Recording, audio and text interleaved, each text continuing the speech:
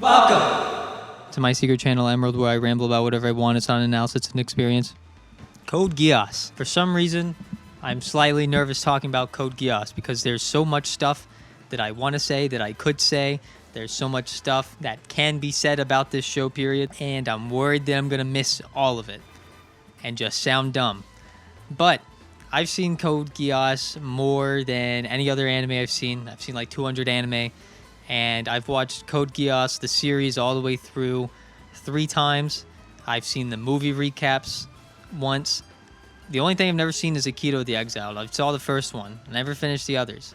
And I did watch Lelouch of the Resurrection in theaters. And I really like that movie. We'll get to it. But first of all, Code Geass, I would say, is like my favorite fictional story. The only thing that I think would maybe compare would be like Danganronpa V3, right? Which I already made a video on. But aside from that, Code Geass, I would say, is my favorite fictional story. And how did I find it? How did I get into it? Well, I mean, it's fairly popular, so it's not that hard to imagine how I found it. But when I got into anime around 2015, I mean, of course, I grew up with it. But in 2015, I kind of like rediscovered it. And it's the generic story of I found Death Note like everyone else did getting into anime. I watched it. I loved it. I wanted to know if there's anything else like it. And then everyone said Code Geass, which came out at like the same exact time. And usually the thing you watch first is the thing you like more. Or, you know, that kind of applies to a lot of things, right? Whatever your original memory is, that's what you're going to feel more fondness of, right? But that's not how I feel about that, because I like Code Geass quite a bit more than Death Note. I remember when I watched the first episode of Code Geass, I had heard, a ton of great things about it. I watched the first episode, I liked it, and then I put it aside for a few months. I don't remember exactly how long, but I find it funny that I didn't even really continue it after the first episode when I watched it. And, looking back, when I watched the first episode again, I can kind of see why, even though I think the first episode is actually amazing. I think the ending to the first episode is probably one of the most iconic ways anyone has ever, ended an episode, a first episode. I mean, especially for at that time, how many shows would just end its first episode with this dude telling this crowd of soldiers to commit suicide? And he just watches them all blow their brains out. That's a pretty good way to end first episode, right? But apart from that, I would also say that Lelouch is my favorite character of all time in all of fiction, not just anime, video games, books, or anything. I would say he is by far my favorite character of all time. And I'm going to get it. I kind of want to make a separate video just for Lelouch, so I don't know if I'm going to go too hard on talking about his character specifically. I really want to make a dedicated video to him. But nevertheless, I'll still talk about him a good bit. So I guess technically Code Geass was kind of one of the first-ish anime I saw. Probably one of the first, maybe 10, 15, something like that. And when I got into anime, I was, extremely open-minded. I would pretty much watch anything, no matter what genre it was. A lot of people don't do that. Most people I know that watch anime have a pretty specific taste, and they don't really like to venture outside of their preferred genres. And for the vast majority of people, that's shonen, which is a little unfortunate. I mean, I love shonen too, but so many people will only watch shonen. I know someone who will pretty much only watch something if it has a considerable amount of action. And if it doesn't have action, then it at least needs to have, heavy psychological elements, which is understandable. But I mean, when I got into anime, I just wanted to watch anything. I watched shonen action stuff, psychological stuff. I watched slice of life. I watched romance. The only genre I was never really able to get into was harem ecchi stuff. But the reason I even say this is because Code Geass, one of the biggest turnoffs for people is the fact that it's a part of the mecha genre, which I think is unfortunate because, I mean, I never cared about mech stuff growing up. I never particularly thought that was cool. Whenever some nerdy kid in the class starts talking about how cool giant robots are. It's like sounds a little lame to me, but for some reason with anime, I just gave it an open shot because like from what I had seen of Code Geass, it didn't seem like it was particularly kiddie like, right? It didn't seem as particularly for children, despite having mecha in it. So it's a bit of a misconception, I guess I could say. I think it's at least worth giving it a shot.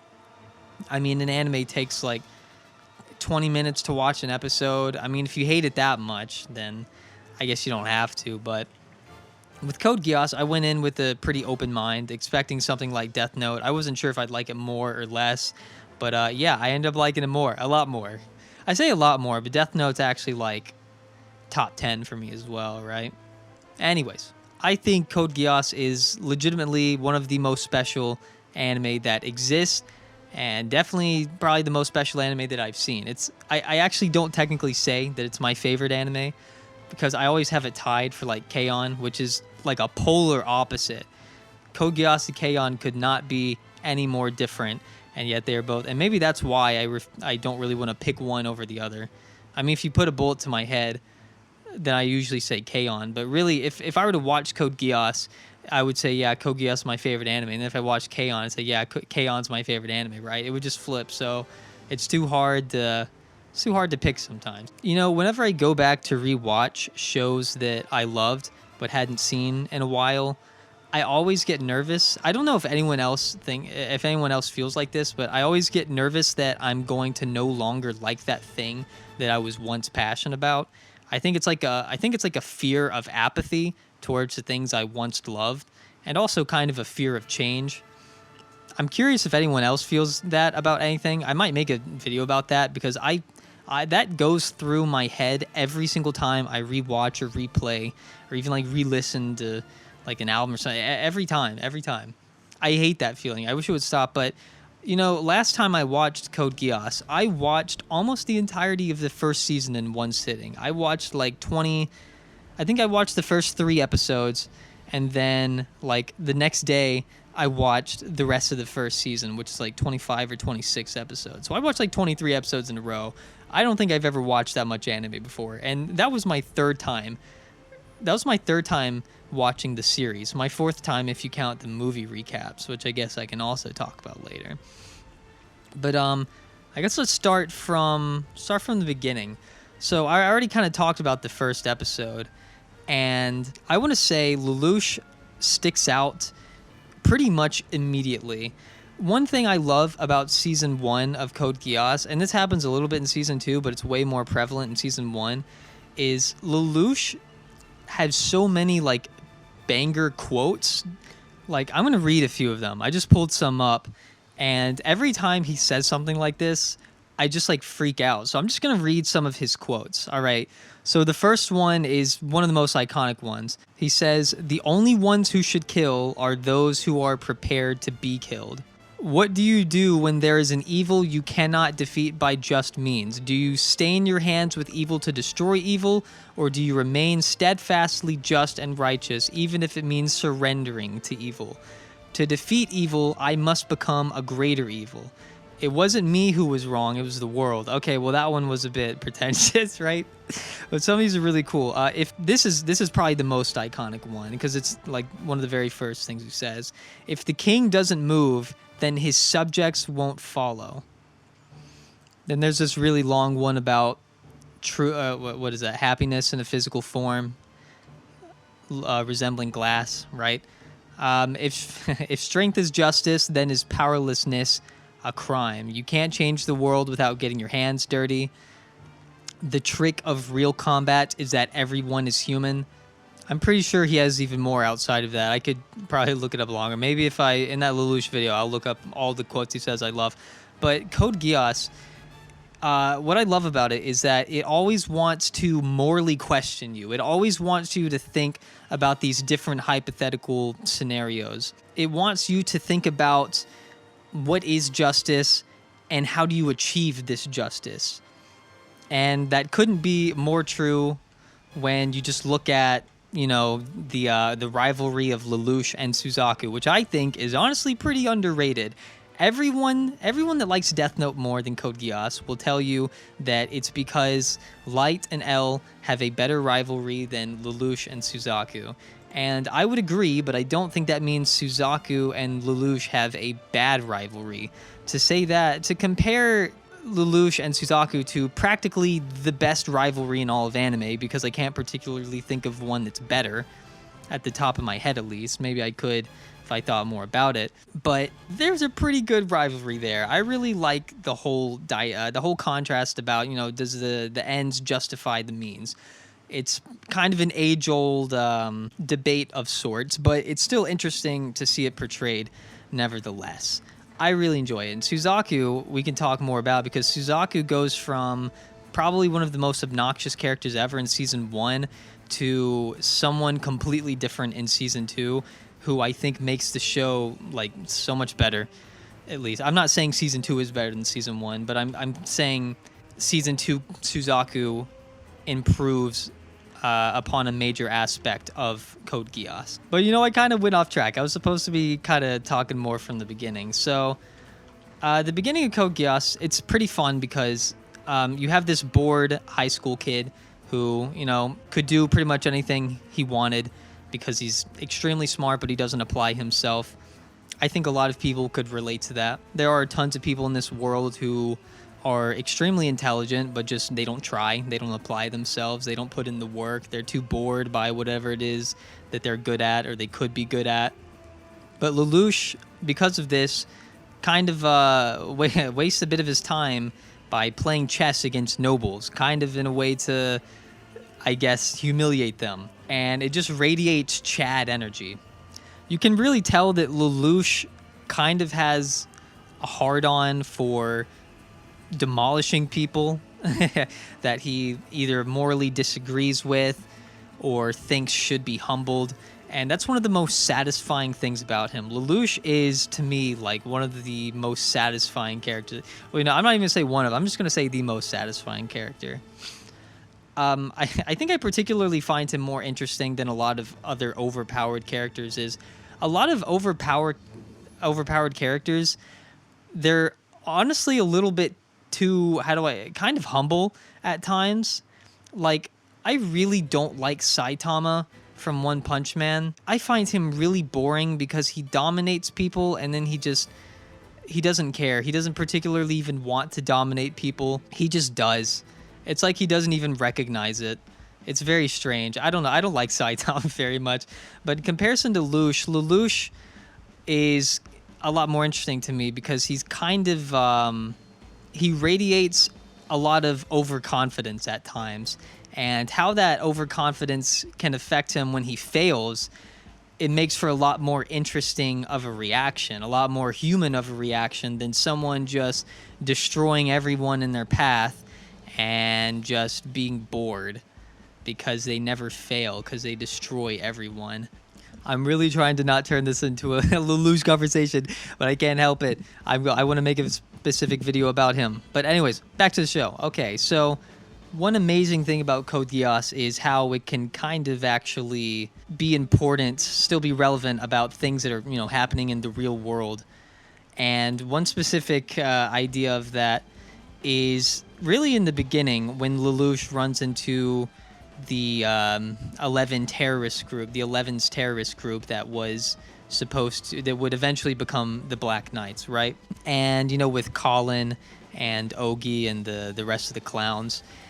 And they want to liberate Japan, but they go about it in the worst way possible. They decide, okay, so if we want to liberate Japan, we need to show Britannia how angry we are by committing acts of terrorism and endangering the lives of innocent people, which is the worst way to bring about change. If you think terrorism is going to bring about change, you're sorely mistaken.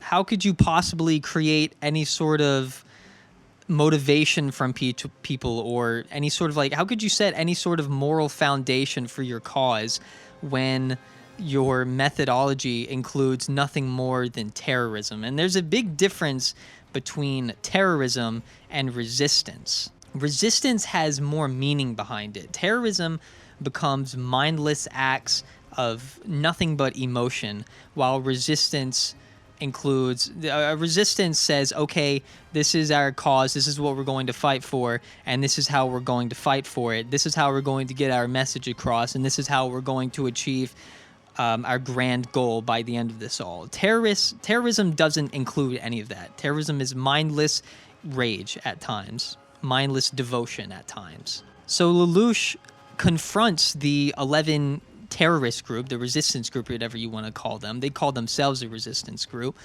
And he confronts them about this. And he decides that he's going to use them to take over Britannia. Or take back Japan is what I'm trying to say. He recognizes that he has technically similar goals as this so-called resistance group, but he wants to, from the inside, pretty much change their methodology for doing so and set up an actual meaningful resistance that could actually possibly achieve something and gain the attention and attraction of the Japanese who want to be set free from Britannia. That right there, that alone in just the first few episodes is already really interesting. And this is not something that a lot of shows even particularly talk about, and that's what Code Geass does. Code Geass talks about everything. I remember Nux Taku talked about this, and I think his racism and anime video, which is a really good video. And he said that Code Geass is essentially a show that discusses everything. And I wholeheartedly agree, because it talks about a lot of stuff. And I think that's why it always keeps my attention no matter how many times I watch it. So the next thing that I really love about Code Geass is particularly, and it's going to be about Lelouch again, because the early Code Geass is pretty much predominantly about Lelouch and how he's going to change the world. And later on, I feel like it becomes a bit bigger. It's still focused on Lelouch, obviously, but more characters are involved. But Lelouch starts off as a pretty hardcore family man, or a sister man. He loves Nunnally. His goal is to take down the Britannian Empire, who screwed over him and Nunnally. Ultimately, he wants to be able to live a peaceful life with Nunnally. That's at the beginning, and how the show ends, it makes me want to shed a tear. In fact, I actually did cry. I cried during the ending of Code Geass like twice before. We'll get to that. This is going to be a long video. I'm already 18 minutes in, and I'm still like early season 1. But anyways, he starts off, his entire goal is pretty much, I want me and Nunnally to be able to live out peaceful lives together by pretty much, destroying the Britannian Empire. But as he starts up the Black Knights with the former terrorist group that Colin and Ogi and the rest were in, he finds that he no longer really has the time to spend with Nunnally. So he's already starting to lose sight of his original goal in the first place by not being able to really care for Nunnally as much as before he started the Black Knights. And that's a really good sort of precursor as to where the show ends up going after that, which I will get into more later. Now I want to talk about C2. I think C2 is such an awesome character for Code Geass to have. The dynamic of Lelouch and C2 is really fun. There's a lot of just like, would you call it sarcasm? A lot of snarkiness, a lot of sass. I really enjoy it. And one of the most important parts of C2's character is just the fact that she's essentially the only single person in the world that Lelouch can pretty much tell anything. And I know I'm talking about later parts again, but their relationship is extremely satisfying and fun to watch, even up to the point of Lelouch of the Resurrection. And Lelouch of the Resurrection, I think I liked C2 like even more. C2 was already one of my favorite characters, but in Lelouch of the Resurrection, I just couldn't help but like feel my heart tearing apart a little bit. In a good way, because I enjoy those two so much. Sort of in a shipping way, I guess. I don't know. I try not to just like obsess over shipping characters because I think it's a little silly at times, but it's fun nevertheless. But regardless, C2 is a very interesting figure. She ends up kind of uh, gaining the envy of Colin a bit later on, which is kind of funny. You know, first time I watched Code Geass, Colin was my favorite. Colin was easily my favorite girl. Or I guess my favorite character that wasn't Lelouch. Upon rewatches, that has definitely changed. I still love Colin. She's still one of my favorites in the show. But I would say C2 is definitely my favorite character now. I just love I love the dynamic and interactions between her and Lelouch. There's a lot of comedic relief with C2, specifically a lot about the pizza, right? She tells a lot of like bro jokes every now and then. If you remember whatever that joke was they told in Shirley's room, I kind of forgot what it was, but I remember it being funny. I do also find it a bit interesting. I actually just thought of this, but I realized that Lelouch is basically always honest with C2. She's essentially the only person that he can be entirely truthful with. But ironically, C2 actually in season 1 hides a lot from him. She never told him about, you know, what her goal was or what her dream was. She never told him about Mao. She didn't tell him a lot of things. I can't believe I'm just now actually like thinking about that. That's another thing I love about this show, is that I can always find out something new and interesting about the show that I didn't know before upon rewatching it or just thinking about it more, right? But anyways, man, there's so much to talk about. It's actually overwhelming. Let's talk a little bit about Suzaku. So Suzaku is definitely the contrast to Lelouch, because they were both put in fairly similar situations but ended up going down two entirely different paths, which, you know, obviously goes to show how much a person's like inner philosophy or psychology affects the decisions that they make or their perspective of the world. Suzaku was really just kind of unbearable in season 1 because he was just stupidly perfectly athletic, and he would always show up and just mess up Lelouch's plans, which would make me so angry because I was so hardcore on Lelouch's side that I couldn't stand anyone that opposed him, and Suzaku always ruined his goal. So I would actually get mad at him, but at the end of the day, I legitimately respect like what he brings to the show. As I'm thinking about this, I'm realizing that every character has a really like strong and interesting sort of moral that they discuss. So what I mean by this is, if you look at Suzaku, like I said, he is the direct contrast to Lelouch in pretty much every way. You know, Lelouch is mentally intelligent, while Suzaku is physically extremely capable, and both of their methodologies are entirely different. Suzaku wants to change the system from the inside out. Lelouch says that's not possible, or it's not worth it. We have to forcibly change it. That's the only way that we can bring about this true justice that we seek. So that's the point of Suzaku's character. But many characters represent completely different ideas that I find very interesting in the grand context of the show. So someone like Colin represents this person who has pretty much chosen to put all of her trust into one person, which was Lelouch. And though that did stagger at times, she pretty much perfectly represents the, how do I say, I guess she's a very loyal but skeptical soldier. And that's actually even more interesting in comparison to, what's his name? I always just want to call him Orange. Jeremiah. I always forget Jeremiah's name. I just think of him as Orange because that was such a funny thing. But he is so unfathomably loyal to Lelouch's mother. And because Lelouch's mother died, of course, all of his loyalty turned to Lelouch. And comparing him to Colin is interesting because they're both extremely loyal, but for kind of different reasoning. And one of them is fairly skeptical, while the other one is not skeptical in the slightest, and has decided that his life purpose is to basically, I guess, honor Lelouch's mother by working for Lelouch with undying loyalty.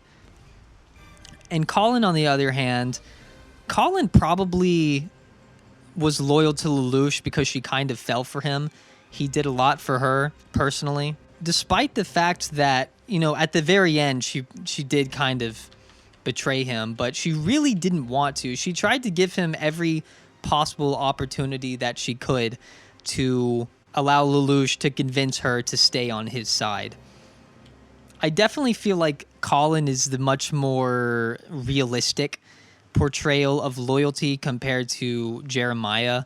Jeremiah he's pretty insane. He's pretty insane, but he's such an enjoyable character. Let's talk about some more characters and kind of what they represent, and I'll probably talk more about the specific story events later, but I'm kind of just enjoying this.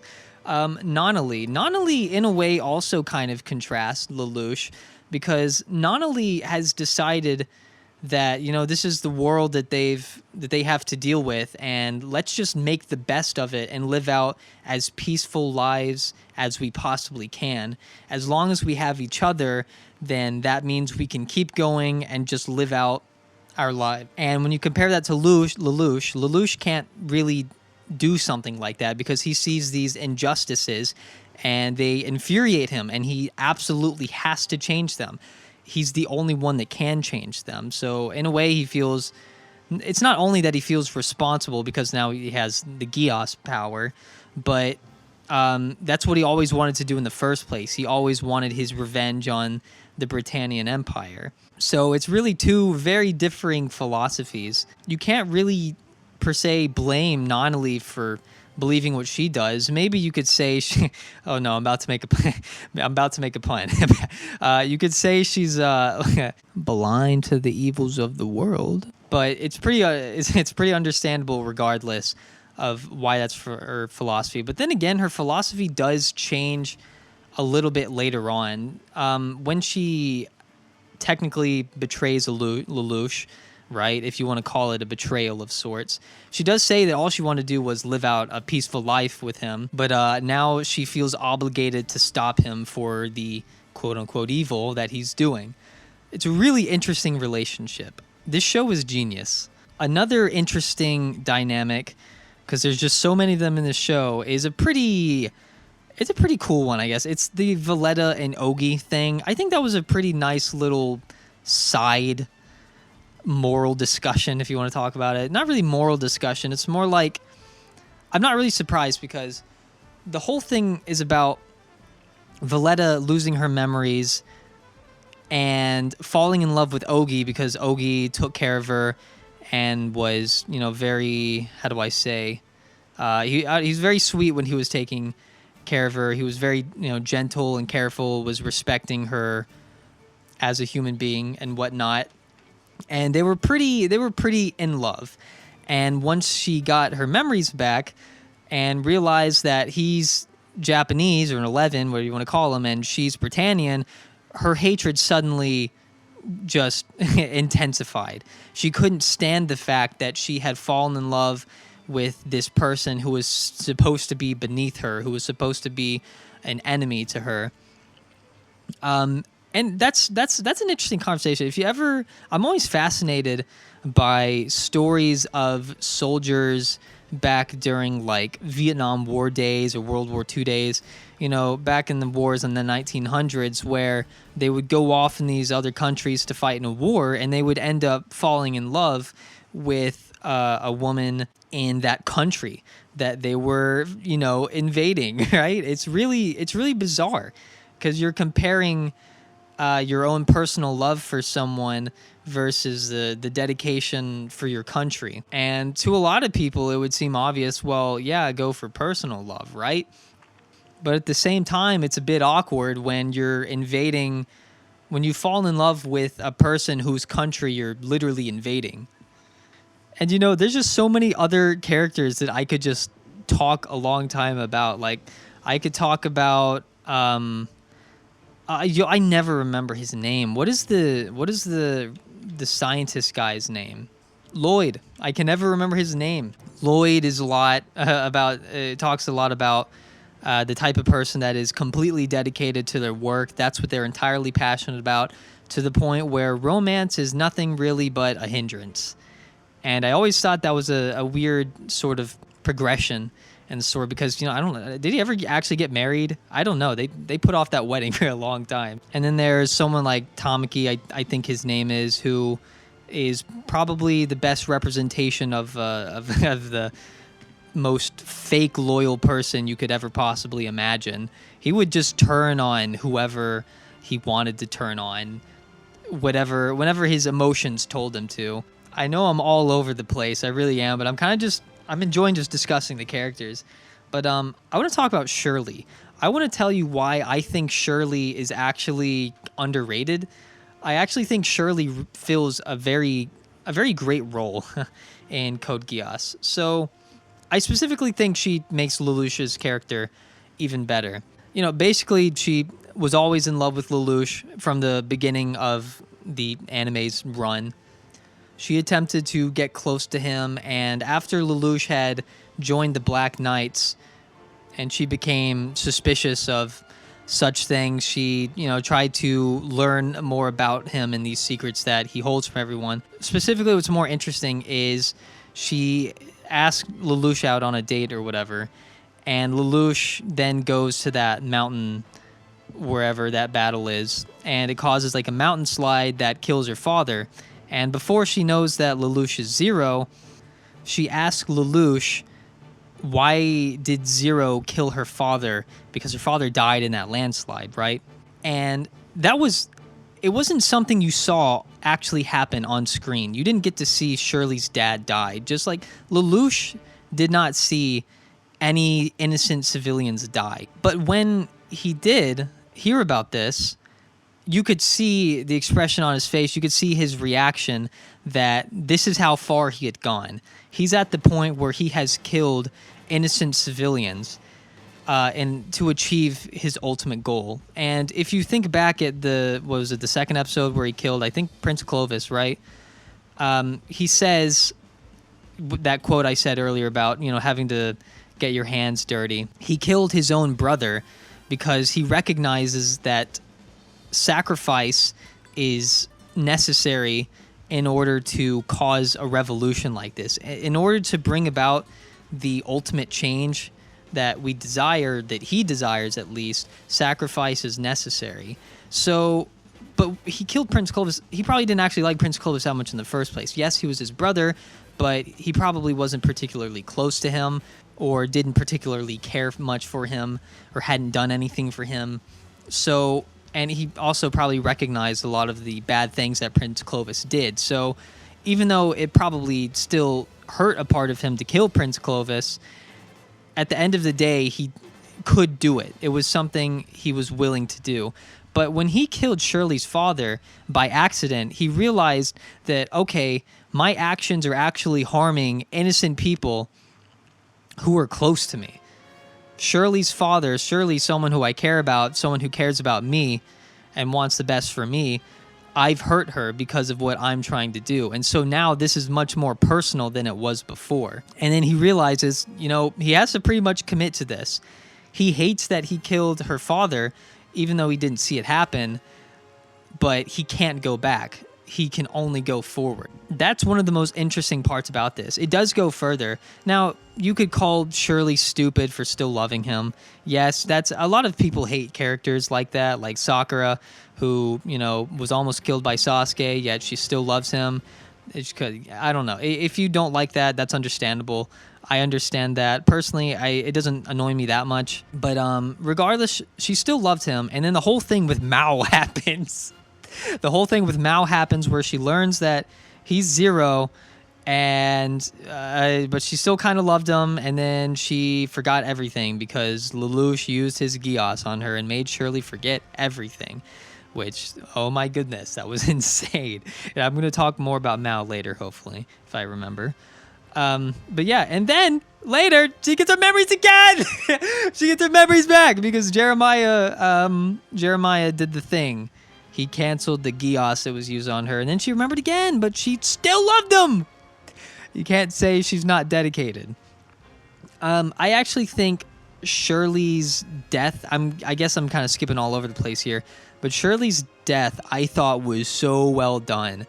And how it relates to Rolo. Okay, so Rollo pretty much killed Shirley purely out of jealousy, because Lelouch had manipulated and deceived Rollo into believing that he is this caring big brother that loves Rollo very much and wants the best for him. And Rollo sees Lelouch hanging out with a girl with other people, and he gets extremely upset and jealous, and he kills her. I hate Rollo. I hate Rollo until his sacrifice at the very end, and then I'm kind of like, all right, well, that was a touching way to end at least his personal story. But Shirley, going back to Shirley, I would say she's a very tragic character. Shirley's one of the most... No one talks about this. No one talks about how tragic of a character she is. She fell in love with someone that accidentally killed her father. And then, as she found out about that, he erased her memories. And then she was completely blissfully ignorant about everything going forward. And Lelouch had to lie about everyone about why. And then later on, just to get her memories back, once again remembers that Lelouch killed her father and then dies from Rollo. Oh my gosh. It's insane. I love Shirley's role in this show. It's absolutely insane what they did with her. And she does legitimately represent some pretty interesting themes, I guess, and ideas. I think Shirley's underrated. I think people should appreciate her a bit more. I guess moving over to Rollo now, I don't have too much to say about Rollo other than, I hated him at first, and by the end, I at least found the way he went out a little bit touching. He was someone, it's like psychologically, it makes sense why Rollo ended up the way he did, because there was legitimately not a single person in the world that cared about Rollo as a person, or as a family member, or anything even close to that whatsoever. And so when Lelouch showed him this care, the caringness of a big brother, he found himself, I guess, really enjoying that. And then even though he found out from Lelouch, because Lelouch went off on him, which was pretty crazy and intense, once Lelouch told him everything and just spilled out all of his feelings towards him and lashed out at him, even if all of that love that Lelouch said he had was fake, he, I guess, chose to believe maybe it wasn't all fake. At least someone treated me this way.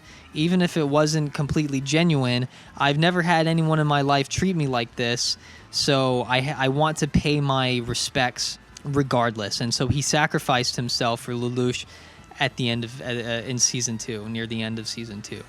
And it's also sad. It's like Code Geass will write some whack character like that, but it'll still be sad and touching to me.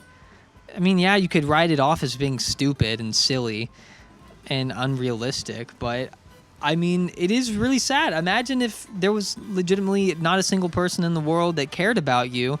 How would you react to the person that pretended to care about you? You'd probably at least somewhat want to latch onto them, because at least they attempt to show you some sort of interest, attention, or love, right? I don't know. I find it interesting. Rollo, I mean, not one of my favorite characters, but it's not that bad. Just so I can get on to more of the story stuff, because I realize I'm going to be talking about this for a long time. Let's just very, very briefly discuss some of the other characters. So I'm looking at a list here. Ogi kind of represents the sort of person who's not a natural-born leader, but is fairly wise enough of a decision maker that people look up to him and respect his decisions. So even though he doesn't view himself as a leader, he actually has the potential to persuade people and to inspire people. Ogi's a cool character. I like Ogi. Then we have, I put Anya. I'm looking at a tier list. I put Anya at the top tier. I actually don't have much. I don't have anything particularly deep to say about Anya. I just really like her. I really enjoyed her. I liked her personality a lot. Super cute too. Charles's speech, the one I'm talking about, all men are not created equally, is such a good scene. Okay, if you haven't watched Nux Taku's video on racism in anime, you should absolutely watch that, where he talks about Charles's speech. I really like it. It's really good. Moving on, Nina. Who doesn't hate Nina? Nina is like just psychotic, dude. Oh my, Nina's stupid. Nina was one of my most hated characters for a while, just in all of anime. It was so weird to me. It was baffling to me that in season 2 she was actually siding with Lelouch because of just how horny she was for Euphemia. Doing that on the table like that. What? Code Geass is insane. I love Code Geass so much. It'll just do crazy things like that. That's what I love about it. You don't see a lot of stuff like that in a lot of anime. It's really it's funny. Euphemia plays a pretty good role. Euphemia was a pretty. I honestly I think she was a big part of inspiring both Suzaku and Lelouch. We can talk about the Euphemia moment, and that's a lot to talk about right there. But Euphemia her death was the reason Suzaku had such a personality change and became so callous in season 2 and grew to hold a lot of rage towards Lelouch. I'm not sure what emotion you would call it. But at the same time, Euphemia was also pretty inspirational to Lelouch as well. Lelouch was actually going to go along with her plan until that moment happened. You know what? Let's talk about the Euphemia moment. So I always recommend videos for people to watch in these. I don't know. But replay value. You guys should look up, if anyone's watching this and cares and you haven't seen this, you should watch Replay's Value, his video about his defense of the Euphemia moment from Code Geass. Surely you know what I'm talking about if you've seen the show. It's the one where Euphemia is trying to create this nation or whatever for Japan, where they will be their own independent country, and then Lelouch's Geass goes out of control, and then he tells this edgy joke basically where it's like, what if I told you that what if I told you to kill all the Japanese? Okay, so basically, if you watch Replay Value's video, which you should, it was a very good video, but it was potentially supposed to be let me find the word, a Diabolus Ex Machina. So a Deus Ex Machina is basically like a miracle event of the best possible thing happening at the best possible time. A Diabolus, however you say it, Ex Machina, is the exact opposite. It's the very worst thing that could happen at the very worst time. And I believe, and I think Replay Value probably also believes, that scene was probably intended to be a Diabolus Ex Machina. It's not really too much different from Deus Ex Machina. I don't know. It's like you can't really say it's fine for a Deus Ex Machina to exist, but it's not fine for a Diabolus Ex Machina to exist. And I'm kind of at the point where I don't think... yes, foreshadowing would have been nice. There technically was foreshadowing, because Mao was that foreshadowing. Mao was foreshadowing the fact that Lelouch's Geass would go out of control one day. So you can't say it wasn't foreshadowed. Now, Replay Value brought up this amazing idea that I never thought of basically, what if you saw Lelouch's Geass go out of control beforehand, and you were just waiting to see what the next order he would give would be? That would have been insane. I wish they would have done that so bad. That would have been so much cooler. Now, okay, here's what I think about the Euphemia moment. I think the worst part about it is that it is such an insane coincidence for that to happen. That's the problem that everyone has with it. But if you look at the actual scene itself, I honestly think it's fine. I really love how hard of a turn it made. I love like the sort of, I don't know if I'd call it imagery, I guess, of when Euphemia had just, Lelouch just used Geass on her, and she runs out to that podium and says that crazy stuff. And then I always loved the shot where she actually shoots that random person in the front row, and then all of the nightmares end up just gunning down the people in the crowds. It was insane. It's like, even though it was such a stupid coincidence that Lelouch said that as his Geass went out of control, and it was very much so, how would you say, out of place. It was too random. Is the biggest problem people have with it, and I understand that. I can understand someone being mad about it, but at the same time, I still think it's like pretty consistent with Lelouch's character to talk the way that he did in that conversation. And I feel like the imagery of the scene following was so strong that I'm not bothered by it. I don't think that it ruined Code Geass or anything. Anyone that says that scene single-handedly ruined Code Geass, I think they're being a bit silly. There's more to it than just, oh, crazy coincidence, scene bad, Code Geass bad, ooh, right? There is more to it than that. But I do like what it led to with the internal change of Suzaku's character. I thought it was really interesting. I thought, outside of the crazy coincidence, I thought it was well done. I enjoyed it. So I want to talk about more of the just really cool moments in Code Geass. So Lelouch has some of the coolest keikakus ever.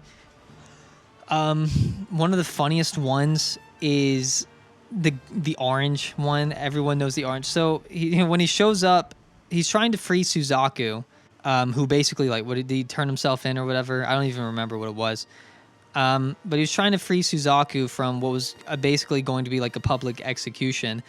And he pins everything on Jeremiah by using this code word that he just made up on the spot, orange. He said, "What about orange, Jeremiah?" or something like that. Yeah, that's not his voice. I don't know why I said it like that. And so everyone was just completely sus of Jeremiah. I don't know. It was such a funny plan that actually was kind of genius. I thought it was genius. And by the way, what's the song that plays, Zero's theme? Zero's theme is one of the best compositions I've ever heard in my life. And every time that song plays, I think it played during that scene. Oh, it's so good. Zero's theme is amazing, dude. The musicianship on that is absolutely insane. How many times on this channel have I said absolutely insane? I don't know. Anyways, the aftermath of that whole scene is funny, just, because Jeremiah gets like absolute baby rage towards Zero and then ends up joining him. I love him. I love Jeremiah. He's funny. I always remember his Lelouch's Keikaku that he used against Mao, where he lured him to this like amusement park or whatever it was, and then he popped up on the screen with a pre-recorded video, and then he shows up with all of these like police with like a SWAT team or something, and they just gun Mao down, and somehow that didn't kill him. I'm not even sure why. Was it because the Geass thing? I don't even remember why it didn't kill him. Also, Mao's pretty interesting, as like I said before, foreshadowing for his Lelouch's Geass going out of control, but also just as a sort of how would I say it? As a contrast of C2's relationship with Mao versus her relationship with Lelouch. One thing I do want to talk about is I think probably the next biggest thing that people get upset about with Code Geass. A lot of people hate some of the tonal shifts of Code Geass. So Code Geass will pull off this crazy Keikaku mind-boggling scene, right? And then we'll immediately follow it with like an episode at school where they're chasing that cat with Zero's mask. Yeah. And I guess my thing is, I don't care at all. I actually think that those scenes kind of add a lot of life to Code Geass. I guess a lot of people find them unnecessary. I personally enjoy them. I think it adds some nice like comedic relief. It adds a weirdo, wacky aspect to the show that I enjoy a bit. And then the weird one where it's like, if you take a person's like hat or something, they have to go on a date with you or something like that. I don't even remember what it was exactly, but I don't even know why Code Geass did stuff like that, but it was always like charming to me and fun. But you know what? I've been talking about mostly the cast this whole time, specific parts. But let's talk about. I guess let's talk about the ending of season 1, right? Okay, so the ending of season 1 is kind of chaos. You know, Euphemia has died at this point, and everyone's going mad. And this huge battle takes place, and I can't remember exactly what happened, but I think it was something like Lelouch was like looking for Nonali, and when it leads into Suzaku's confrontation with Lelouch at the end of season 1, that was such an amazing cliffhanger. Cliffhangers are a great thing. Maybe it's frustrating if you're like watching weekly, but to see Suzaku discover the identity of Zero, you know, being Lelouch, and to have that confrontation that they did as childhood friends who have been opposing each other in what's basically a war, despite the fact that, you know, they grew up in pretty much the same situations and went down completely different paths. That was a great way to end that season on this, and then you end up starting season 2, and it's like, what even is this? How did we get here? What happened at the end of season 1? I will say it was probably a bit strange that they decided to do this weird soft reset so they could go back to the school setting. That is a legitimate complaint. I would say they definitely could have been a little bit more creative instead of just trying to get back inside that school, right? I did always like how Lelouch got his powers back. And basically the first thing he does with it is tell a bunch of people once again, to commit suicide. And you know, he also did that, I guess spoilers for the movie, Lelouch of the Resurrection. Yeah, he did that in Lelouch of the Resurrection as well. Once he got his like personality, but once he was no longer mentally ill, he told those people to kill themselves, which is kind of funny. This man made so many people commit suicide. I think I'll say my least favorite part of Code Geass is probably, I don't know if it constitutes as an arc, but I didn't particularly like that like wedding arc or whatever with the Chinese, with the little Chinese girl. I don't remember her name. I don't know. Aspects of that were kind of interesting. I will say that was probably my least favorite part of the series. I also just realized that I forgot to talk about Kaguya. I love Kaguya to death. She's one of my favorite characters. Probably just because she has a cute personality. That's probably it. She's also voiced by Stephanie Sheh in the dub. I actually watched Code Geass dubbed. I love the dub for that show. I actually think it's great. I actually like Lelouch's voice in English more than I do in Japanese. For some reason, in Japanese, his voice just sounds like too deep for someone his age. And Johnny Young Bosch really sells the character. Like when he gives those speeches as Zero, it's so good. It sounds so persuasive. It sounds like I'm actually listening to someone give a speech. That's another just one of my favorite parts of Code Geass is just when characters give speeches, the way they talk, they sell it so hard. It's really good. Anyways, I was saying, Kaguya voiced by Stephanie Sheh, who voices Yui and Keion, another one of that's like my favorite anime too. And she's like one of my favorite characters of all time. So yeah, I like her voice. She has a voice that fits so well for just dubbing anime. She sounds like an anime character, which is really good. Some more moments. Let's talk a little bit more about Season 2. So one moment I do like in Season 2 is Lelouch has this sort of, how would I define it, a realization of sorts. After they resolve the whole wedding thing, they talk about idea. He thought of the idea of using the girl for like political gain through a marriage, and then someone convinced him that no, it should be about personal love, right? Not something for nations to use as a tool. and then he gets really inspired from it. It was always kind of funny to me. He got really inspired from it and gave this little tiny speech about the power of love and like the symbolism of it. It was something like that. I thought it was really funny. Lelouch is just, whenever he makes a realization about something, he's extremely passionate and excited about some things, which I guess makes sense if you look back at the beginning of the show. He was very bored before becoming Zero and forming the Black Knights and all of that.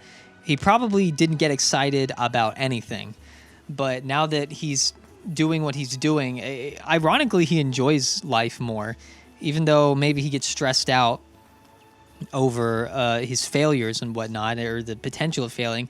He obviously seems to be having more fun leading this revolution. In season 2, I also want to note Colin kind of sets firm in her sort of dedication to Lelouch. At the beginning, she is extremely skeptical, and I believe she asked him why he didn't tell her who he was. And you can sort of feel her pain as she has to understand why Lelouch didn't reveal who he was to her, or just tell her the wholehearted truth. I'm realizing that this whole time I haven't even really mentioned the nightmares or the mecha aspect of the show. I enjoy the action a lot. I thought the animation was quite nice. I don't really think about the animation much when I watch Code Geass, which is probably like a good thing. It's probably a good thing to not particularly even think about it, because that means it's not particularly bad. I do remember there have definitely been some nice looking moments though. I really like the nightmares. I also love the name for them. I love how mecha anime will always, they won't call them mechs or anything. They'll give them a name, and I like the name Nightmare a lot. It sounds really cool. Kind of one of the parts of Code Geass I make fun of is the fact that the research and development teams for both sides of for Britannia and for the Black Knights is so advanced. There's so many moments in the show where it's just like, oh yes, our research and development team has created the ultimate mech, or we've upgraded the Mark whatever it's called. They've upgraded their Gurren, or wait, what is it? Yeah, it was the Gurren Mark II and the Lancelot. Yeah, there was so many just random like nightmare upgrades that they would just flex at the last second. Or specifically, and the one arc that I said was probably my least favorite with the whole Chinese marriage thing. Their whole thing, the reason they won was because they flexed by randomly bringing out this brand new nightmare that just destroyed everything on the field. It's like, okay, not much of a keikaku. You just kind of destroyed everyone with better technology. Kind of funny. It's still kind of hype though. Yeah, some of the nightmares get insane. They can just flash step and stuff. I also didn't really discuss the Geass itself much, just because I don't know. It's just a dope power. Imagine if you had the Geass and you could just control someone to just do whatever you wanted once. And the way Lelouch uses it is often pretty cool. My favorite time he ever used his Geass was probably that time. Okay, the coolest way he used it was when he had that confrontation with Charles, and what he did was he blew up this thing, and all these glass pieces started flying around, and then he pulls out this little mirror. He looks into it, and then his eye. There's no way this is possible, but his eyes. His Geass reflects from each piece of glass that was shattered in the air, and he used it on Charles and told him to kill himself. and then he screamed. It was a very satisfying scream. That was so cool. I was like, all right, how is that even possible? But that's anime. That's why I love anime, right? Even though it failed, it looked really cool. A lot of other creative uses for it, like the way he tried to prove to Colin that he wasn't Zero, was I think he used his Geass on what was her name, Saiko, whatever her name was, the maid, and so he walked into the bathroom while Colin was showering to prove that he wasn't Zero, as she was suspecting. He had Psycho call Colin while she's in the shower or whatever, which you shouldn't do.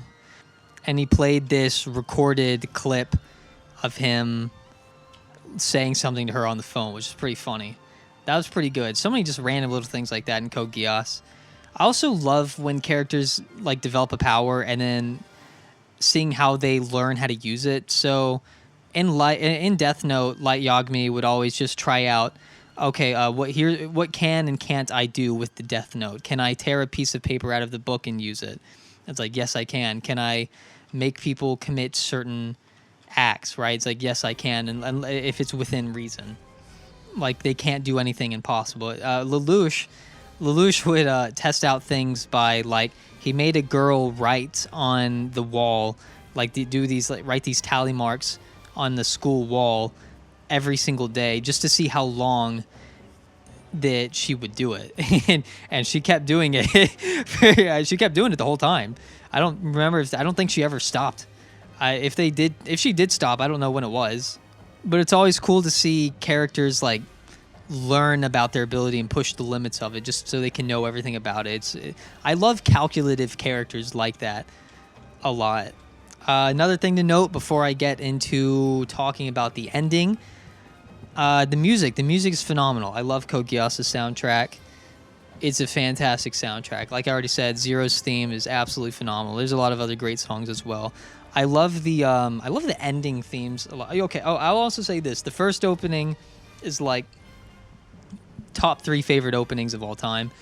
And I love a lot of the endings, especially the first one, because someone described it as like, what did they call it? Like dark neoclassical something. I don't know what it was. It was really cool. The first ending is awesome. One of the first songs from the soundtrack that always pops up in my head, I don't know the name of it, but it's that trumpet. I feel like you should know what I'm talking about. The trumpet, just like that lone trumpet, that lone trumpet.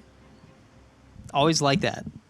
Every time I think of that song, for some reason, the scene of, I don't even know if the song plays during that scene, but the scene where Lelouch uses his Geass on Suzaku and tells him to live, and how that affected Suzaku is actually really interesting.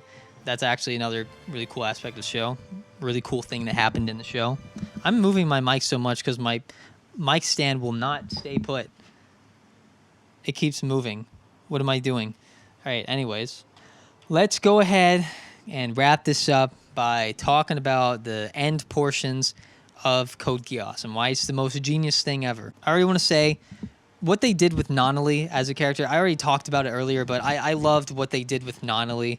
Basically, he used Nonali as a sort of tool against Lelouch, how she became what did she become? I don't know, she became some sort of like retainer princess or whatever. I don't know exactly what the role was called, but that was interesting. One of the most memorable scenes to me is when Lelouch confronts Nonali. It's just those two in the room, and he has to do some pretty cruel stuff to his sister, and it hurts to watch. It hurts really bad to watch. It just feels so bad to watch as Nonali like drops the Flaya thing. She drops the Flaya button thing, and she's blind, and she fell out of her wheelchair, so she starts crawling.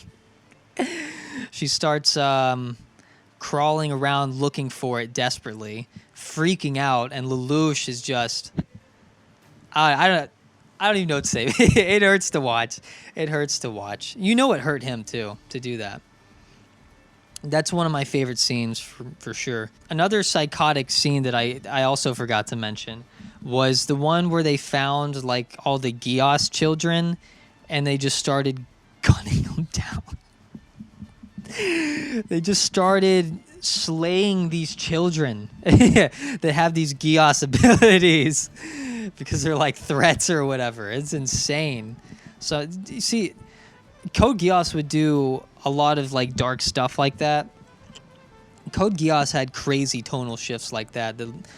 I feel like a lot of anime now, I'm not saying new anime is bad, I don't think that at all, I watch probably more newer anime than I do older anime, right? But a lot of anime now, every time there's any sort of tonal shift in anime, it always feels forced. To me, Promised Neverland, it just seemed like a lot of the tonal shifts just seemed really forced to me in like the first episode. I'm not saying the first episode's bad. Code Geass would have some weird. I mean, okay, you could say the tonal shifts going into the happy, upbeat slice of life school stuff was kind of forced, but I mean, it was wacky. It was wacky to me. I more mean going from bright to dark. I guess what I'm saying actually is that a lot of the dark scenes from Code Geass don't feel like they're just being edgy for the sake of being edgy, except maybe some Nina scenes, right? It seems more like these dark scenes are necessary to get the message across as strongly as it needs to. But anyways, back to the end portions of the show. So Lelouch has to pretty much throw away his pride, and he has to ask Suzaku face to face for his help. And Suzaku, the callous man he is at this point, stomps on his head. He stomps on his head. And he says, "How dare you ask me for help now after everything you've done?" Lelouch asking Suzaku for help pretty much at this point was pretty important because what happens is when everyone betrays Lelouch, which was top 10 anime betrayals, because everyone finds out about his Geass ability and everyone gets paranoid thinking, oh, what if he used it on me? What if I'm just a blind, loyal servant to him? Even though they're literally rebelling against him, right? And so basically every single character in the show betrays Lelouch, aka Zero. Colin tries to give him a chance to convince her that she should stay on his side. She tries to defend him up to the very last minute, and he gives her no reason to do so. Well, actually, no, he said something to her. Honestly, I don't remember what it was. But anyways, everyone betrays him. He escapes thanks to Rolo, and it is now basically up to Lelouch, who then, alongside Suzaku and C2, who by the way had her freaking memories messed up and made me feel so bad for her, they defeat Charles and the mother, whatever. Apparently, I could talk more about that, but this is already pretty long. Well, actually, I guess I will talk about it. Charles is interesting because Charles wanted to create a world with no more lies, and his methodology for doing that was pretty crazy. It was something, okay, correct me if I'm wrong, but it was something along the lines of like turning everyone into like a consciousness. Maybe I may have to look into this again because I don't fully remember. But basically everyone would lose their personas, or like public personas, and they would just be consciousness is of truth, or something along those lines. And Lelouch absolutely flexes on him, says, no you, and he beats him. Simple as that. Absolutely banger scene. The part that I think is the most interesting about this is C2, because like I said, Lelouch and C2 have a legitimately really interesting relationship, and C2 finally reveals what her dream was supposedly. She said her dream this whole time was to die because she was immortal and she needed someone basically to manipulate and use so that she could pass on the ability and the immortality to someone else. But no, Lelouch said no. Lelouch said that C2 has never truly lived. This whole time, she has only been aware.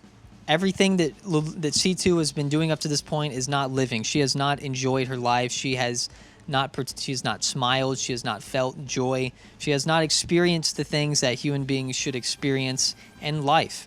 And Lelouch tells her that he wants to see her die with a smile on her face. I really like that. You see, what I like about Code Geass at this point is Lelouch is still a very human character. If you look at Death Note, Light Yagami he basically just turned into a person that didn't care about particularly anyone or anything. He just wanted to accomplish his goal. He lived for that goal. He didn't care about the lives of his family. And that makes him extremely interesting. Light is one of my favorite characters of all time as well. But Lelouch is different from Light because Lelouch is much more human. Lelouch cares about things. Lelouch recognizes things like the power and influence of genuine love, the importance of happiness and joy, and legitimately living out your life and not just being this aware existence that's not particularly truly living. He cared deeply about the only family he had, Nonali. These are things that make him different from Light. Like I said, Light would have sacrificed his own family. That doesn't mean Light didn't care about his family in the slightest, but it showed that Light put...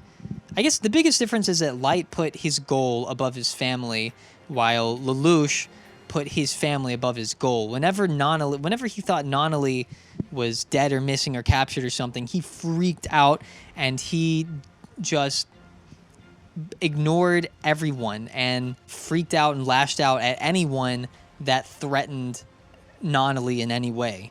That shows that Lelouch had priorities above his goals. I like this. I think this makes him more relatable and a bit deeper of a character.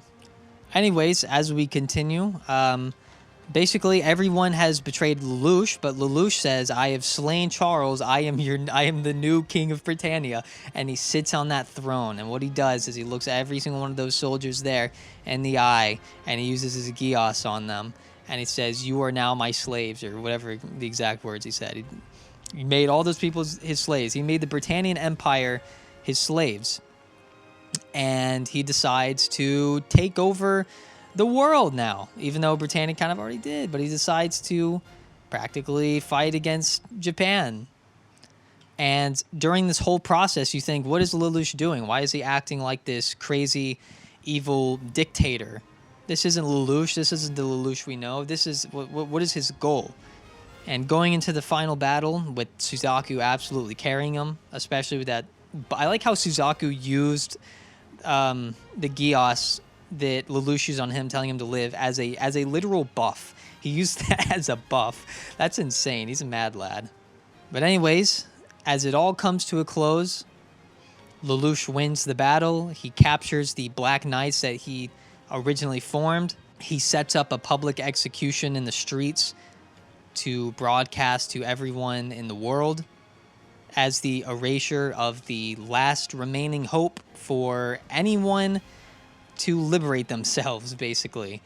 And as he does that, as they're on the streets, Zero's theme starts playing, and someone in Zero's suit, shows up, runs up to Lelouch, and stabs him in the heart with the sword, or the chest, or wherever it was.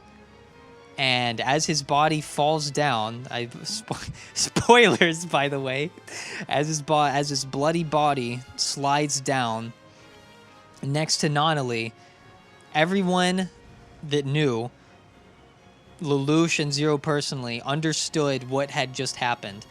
There were the ignorant people that thought Lelouch was actually this crazy dictator that was set out to make everyone's lives worse. But everyone that knew him realized what the sacrifice he had just made was. That he shouldered all of the darkness.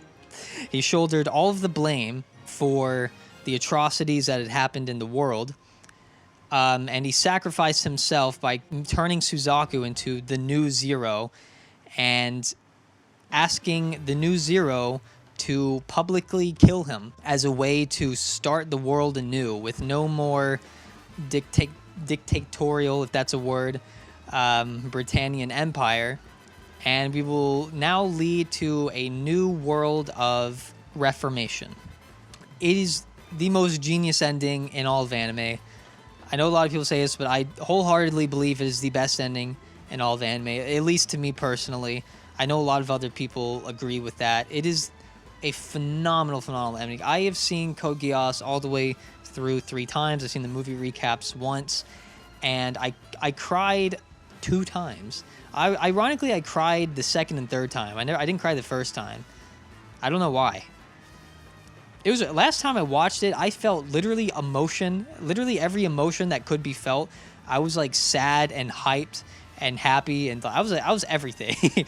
I was feeling every emotion because that scene is so good. It's such a phenomenal scene. And it's such a genius Keikaku. I just realized I keep saying Keikaku this whole time. That's like a joke or whatever. Keikaku just means plan. There's just like some meme or whatever of like Light Yagami saying all according to Keikaku, and then there's a translator note at the top that says Keikaku equals plan. So that's a thing. Anyways, it's a genius ending. Easily my favorite ending in an anime. Well, I guess there's one that's close. I won't talk about it now, but I would still say Code Geass. Favorite ending, absolutely genius moment, very powerful moment. Everything about it to me is perfect.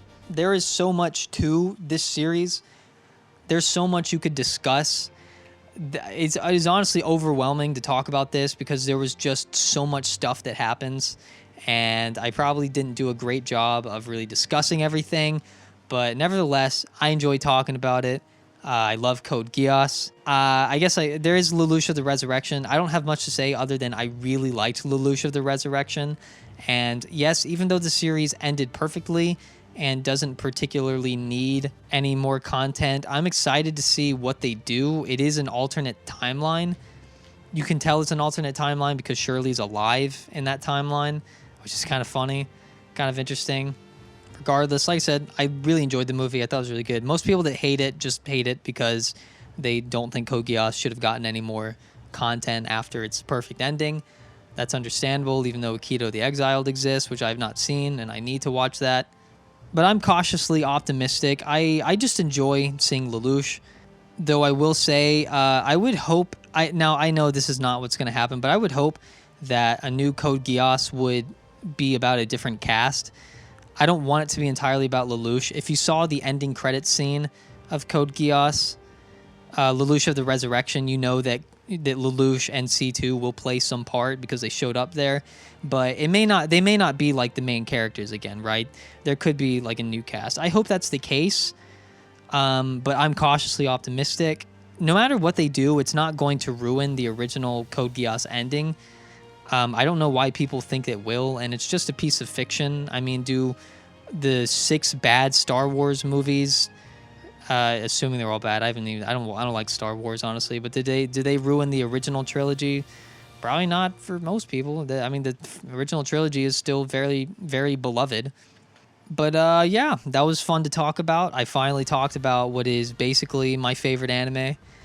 I could really talk about more of it. I might make a dedicated video to Lelouch because he's my favorite character of all time, and there's more I could say about him, even though I talked about him a lot here. But if you made it through this whole thing, I don't know why you watched this. But yeah, have a nice day, night, week, month, year, decade, life. See ya.